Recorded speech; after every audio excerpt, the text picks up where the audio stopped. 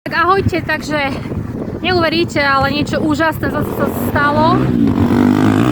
Máme ďalší deň za sebou, tunak máme karavan. Pláž sa volá Spiaggia Libertà. Strašne krásna, teraz sme len dorazili.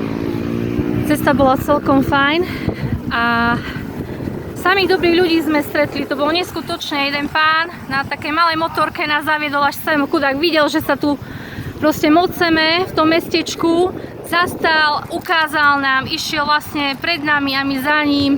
Potom sme prišli sem, do tohto kempu. Najprv, že plno, potom vyšla taká pani a vraví, že aby sme počkali, že niečo sa určite nájde. Vedela celkom po anglicky, takže Rolo sa s ňou dorozumel fajn. A našli vlastne pre nás miesto, je síce trošku tu vzadu, ale máme to vlastne hneď cez túto cestu a tu sme vlastne na pláži.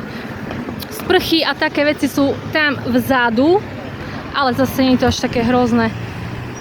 Ako fakt ľudia, strašne krásne, je to taká pešia dlhá zóna, obchodíky, pecka a toto je vlastne ten kemping, tu sme hneď pri pláži, veľmi pekné, naozaj veľmi pekná pláž.